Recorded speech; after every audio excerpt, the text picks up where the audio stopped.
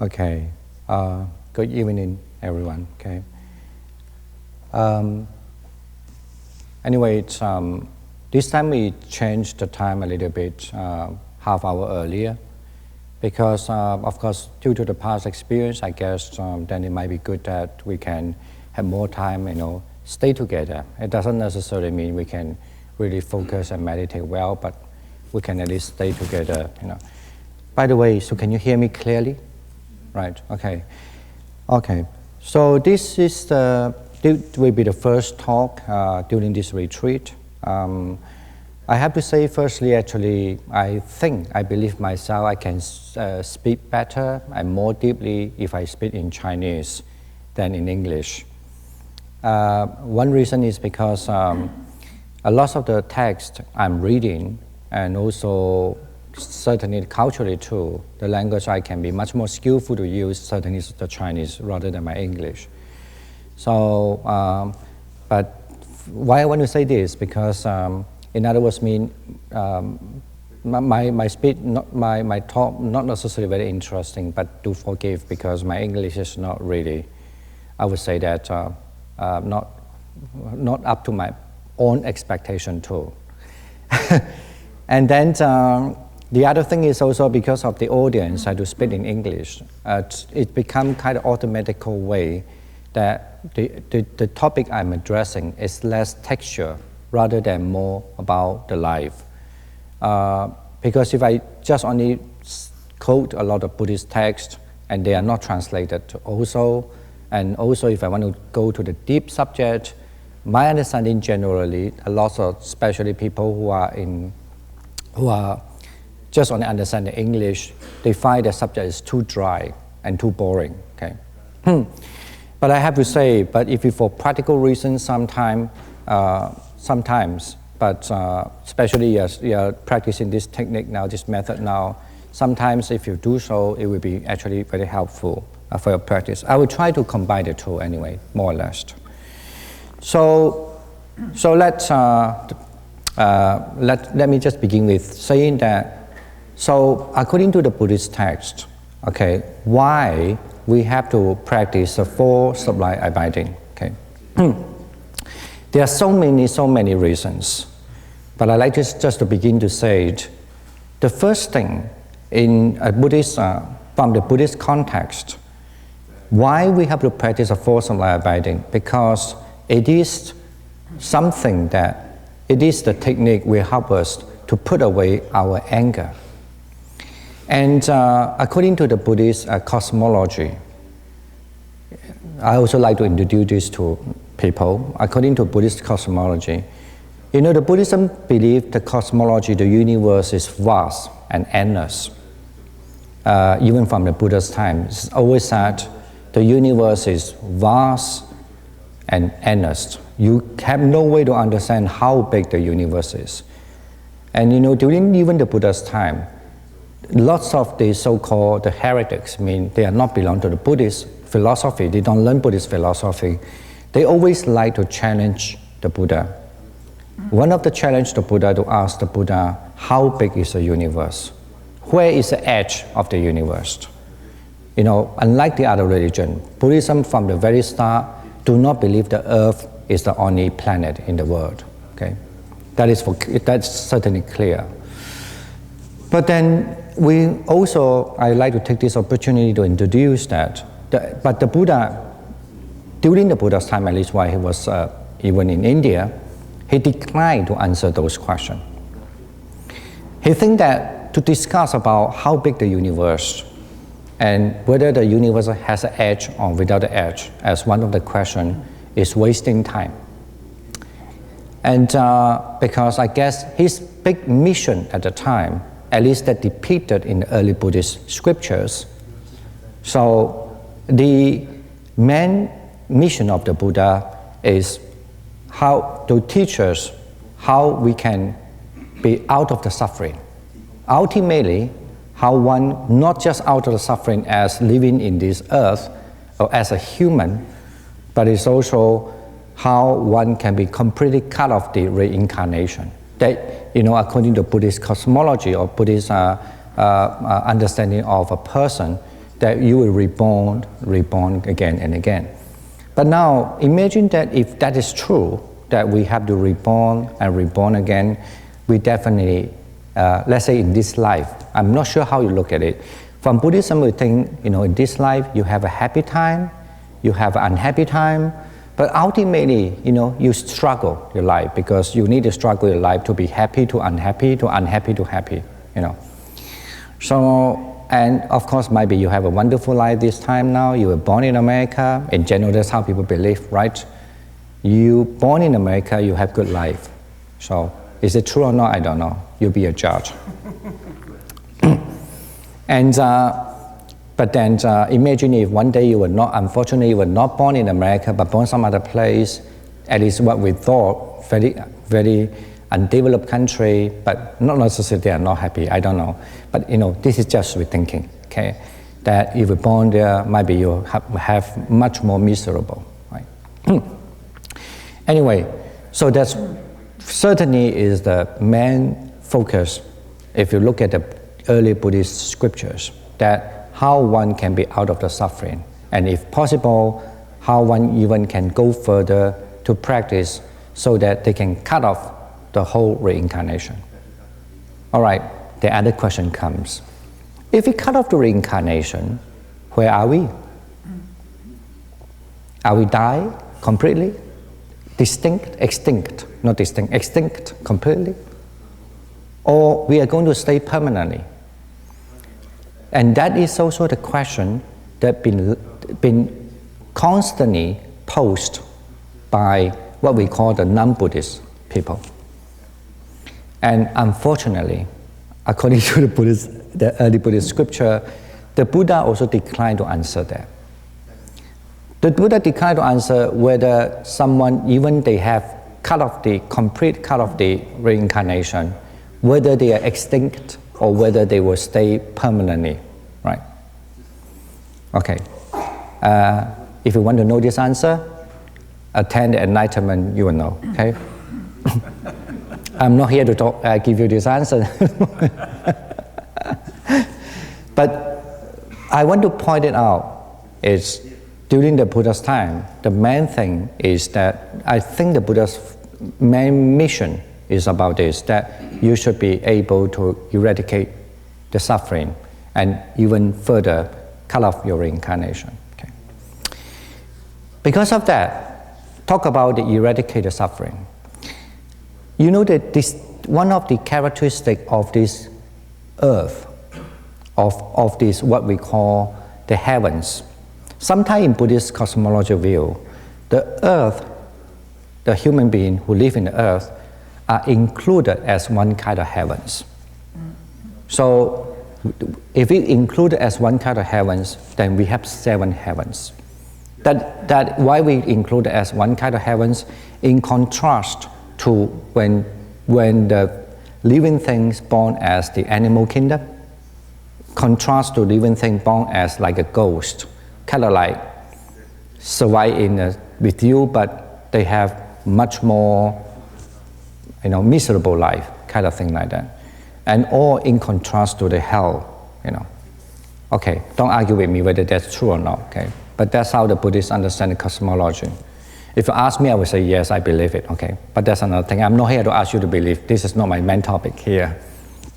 Now, the thing it is, why we include as a human being, like living on earth, as one kind of the lowest heaven, because they share the same thing. They share something that is, we still able to control our life.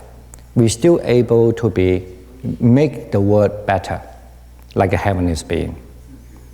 But of course, it's believed that the animal kingdom, the hell realm, the person who born the hell realm, or person who were born as a ghost, they don't have that kind of power. But as a human, it's almost like the divine beings, they have this ability. And also, they will share another thing, that is, they still have a sexual interaction, okay? They still have female and male body, and they still have a sexual corpus, They still have this corpus between male and female, okay? And those are also shared by 6 heavens that above this, the earth. Okay. And one thing that today I'm going to talk about is not only the sexual, not because a human, and also as some divine beings, they have the power to change what they want to. Basically, they have the free will, they have the mental power, they could change the world, change the place they live. But one thing also was shared by so-called the desire realm of the heavens. Why they call it desire realm? Because they have female and male body. When they have the female and male body, in terms of the common karma, they will have bound to have sexuality. Of course, now they will know there's homosexual too, but they are not the majority. I'm saying that because when they have this male and female body, then they will bound to have this sexuality action, right? And there are heavens that above this heaven that have a sexual, that still sexuality still become predominant way for the reproduction system. And then you have the heavens that doesn't have the female male body, just only one unique sex body. Okay. Anyway, I'm going to address that maybe next time. Now I want to say that another thing that what share with that is the anger, hatred. Get it now? So one thing is the hatred. So it's believed that those people who have a good karma or practice well, they born to so-called the form, what we call the form realm. That means they have only unique sex body. They have only just one body. They don't have female, male body. And those people, when they were born there, one of the common karma they have is they don't have hatred and no hatred. And in other words, they don't have hatred and no jealousy and so on. Because jealousy comes from hatred too, okay? Not that they are completely, according to Buddhist system, not that the being born there was completely cut off their anger and hatred. It's just because the whole environment, okay, the whole karma, so-called the common karma, would not give rise the chance for them to arise this hatred. Okay, you understand what I mean? Okay, now that's the reason why. That's what we said. The Buddha, when the Buddha was born in this human world, is one of the marvelous things. It looks like I'm become like a very evangelical Buddhist. Like, so the Buddha was born in the earth. It's a marvelous thing, right? Why is marvelous? So by understanding this, one of the crucial problems we have in the human world is anger. Of course, ignorance have to do, there's no doubt. Greed, craving is no doubt. But this actually is the one makes earth, make the world worse. Get it now? For example, I might have ignorance. I'm a stupid guy. Like, do you like to eat this? Duh, right? Do you want to go there? It's just stupid, right? But he might not create any problem.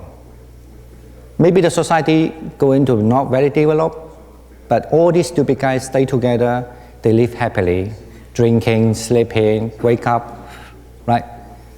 No war, because they're just too stupid to think about war.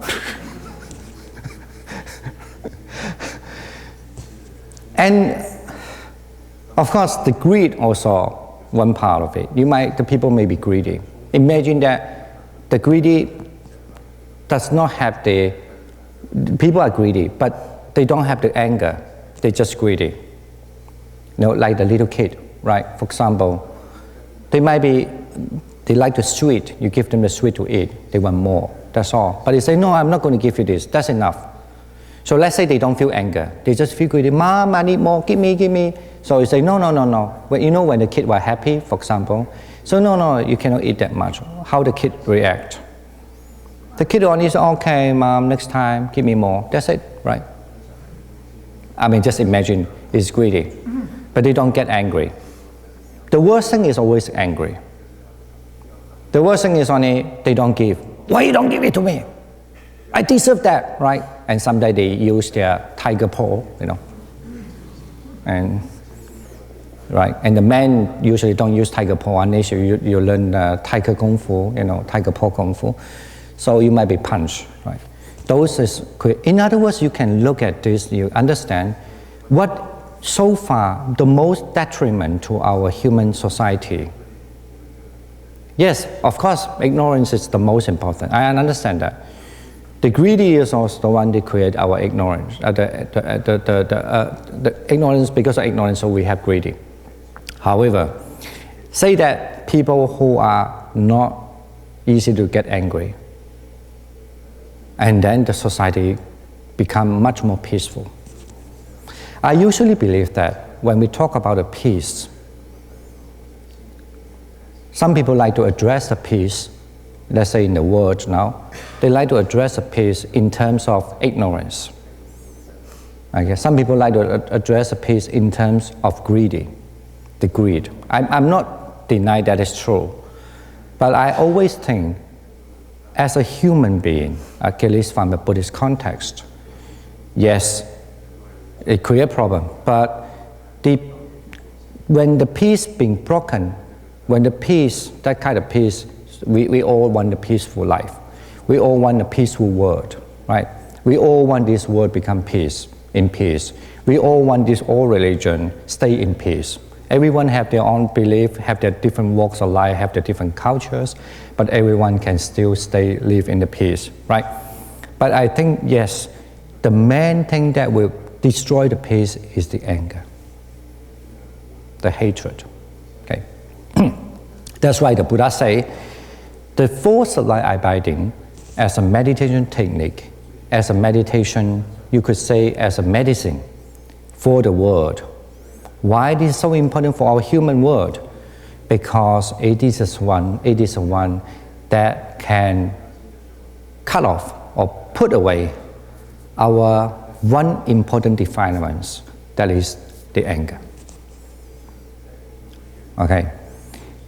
Now, from this perspective, I'm sure now you start to understand, if we can, everyone here and now, all religion talk about the love, okay?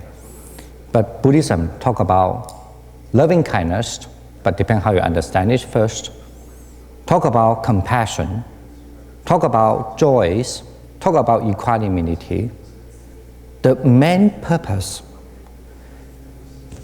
for the goodness of society is you can stay in peace.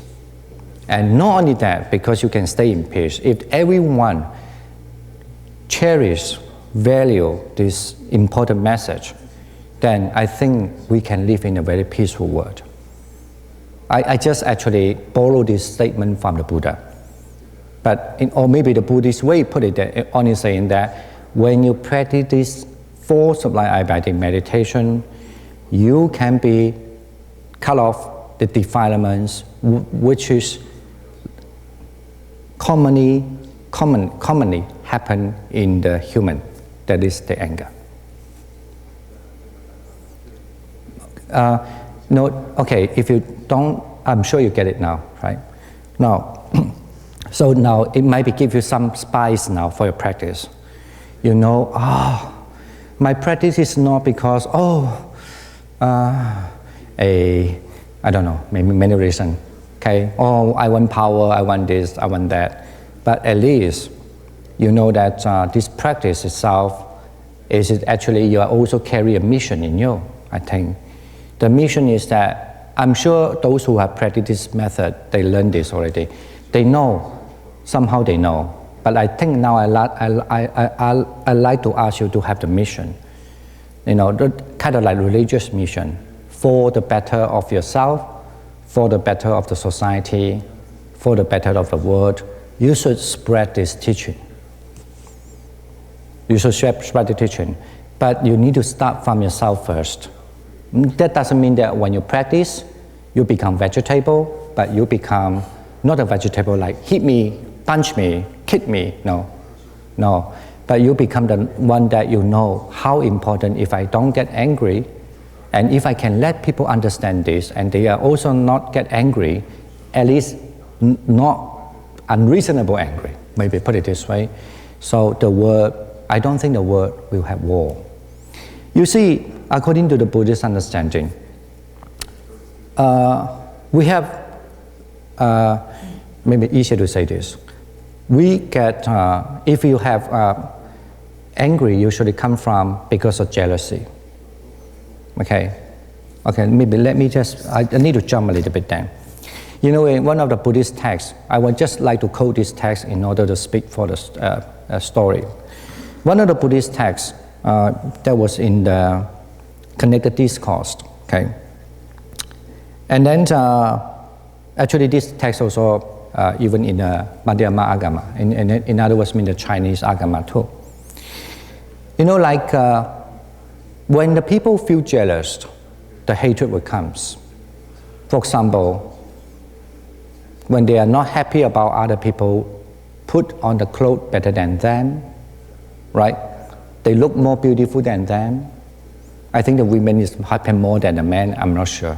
Don't throw the stone to me, but I think so, okay? The men too nowadays, but generally women are much more sensitive about that. But I can understand why also, because unfortunately in a society, women need their beauty to attract men so that they have a better life. I'm sorry. But anyway, they will change, don't worry. Because in the future, the women in the power and then the men have to look more attractive. But they do have this debate. We don't know whether this is because biologically the women are like that, or social construction makes the women to be this way. Okay, I don't know. Nature is like that. No, don't say this now. Anyway. Nature, men are much more attractive. All birds. Okay, birds. We need to peace. We need peace now. Okay. So it is basically this kind of thing is it mentioned in the Buddhist there were 7. One of them, we easily, the human easily get jealous when the people dress better than you, they look better than you. Okay. You don't have to say yes. Okay. I know very well, quite well. Okay. And then also, sometimes we also sometimes when there's somebody you don't like, we also like to curse them, right? We also like to curse them. That's mentioned in the Buddhist text. And then we also easily get jealous that when people get more benefit than you. For example, look at the society, look at company. Why he get more salary than I? I work much harder than that person, right? And and that's how the people don't know how to resolve that problem. So that's why that will keep on growing and rolling and rolling, right? So, and this is how the war starts. So when the country becomes strong, you fear, right? You could feel jealous. Or some other country, maybe weak country, become strong now. The big country was also worried because they will take over their power, because that's all because of jealous. That's all because of hatred trigger this, okay? And the thing is also like even normally the same thing, like the friends, right? I have these friends, and then but I don't like my friends to be your friends, right? Those things. But this is just your circle, a little small circle. But look at the country, the same thing. Say that I'm America, for example, as a country, so maybe I am the friend of Israel, right? But then maybe the Israel don't like the Palestinian become my friend too. So all this comes off. And that's why they have so many conflict, so many, I'm sure, I don't need to address like so many these kind of national problem, right? Countries hate each other, jealous each other, want to put some other countries down. And then if there's even religiously the same thing, because that religion grows so fast, I need to destroy that. Or because this and other religion thing, because this religion is a bad religion, so and I need to destroy them. All this, what makes them to be that way? All from Buddhist perspective is anger, the hatred. And they all have the justification. They will tell you they are right. They tell you they are right. Everyone say they are right. No? Okay. But from Buddhist perspective, whatever reason you say, you cannot deny you have hatred. That's it. The answer is there. And the same thing with the thing like people become rich, right? No? So that's the reason why nowadays, unfortunately, the world is like that. When someone maybe win a lottery, they had to run away from the whole family or whatever, the relatives, their friends, because the people were jealous about you. I was told that you win a lottery for $1 million. Can you borrow me $200? No, of course they don't ask only $200. Can you borrow me $20,000, $30,000 because I need this, I need that. But if you say no, they hate you, right? What about when before they don't win the lottery, you don't hate them? But why after they win the lottery you hate them? So this is all come from jealousy. Okay. All right, so I think that's very clear from a Buddhist perspective that if that is a thing that we need to solve, yes, we might be need in the society to have a good education. We might be need someone to for the human right, for whatever kind of thing, we need the people really address this issue so that we can have a peaceful world. But I think down to earth, everyone has to be able to recognize if I don't get rid of my anger, problems still exist. And of course, if you can, you should get rid of even greed and your ignorance. But forget about these two parts first. Because as I said, I just analyzed, among these three, the most detriment, most harmful, most hurtful is anger. Yes, ultimately it's your ignorance, I understand. Why your anger is because your ignorance too. But at least when you understand this perspective, please understand, you are not fully enlightened, but if you understand this part, you can live much easier. And everyone can live much, much peaceful. Okay. Now I give a big message to you. Now let me back to a simple kind of family kind of life. I also like to quote from a Buddhist text. It's called a Kakagupama Sutta. I think some people who are familiar with the Pali text might know it. I like this story so much. I might have said that story many times, but I don't remember I did say that last year. Did I? You don't know what story I'm going to talk, so anyway. You can do it again. I don't remember. Yeah, even I will do it again, even you say no. I like this story so much. Actually, the story will start with one of the rich women.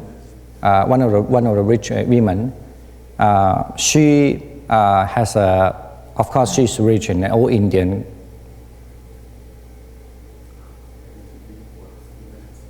Okay. Can you just pause for 2 minutes? Because our translation.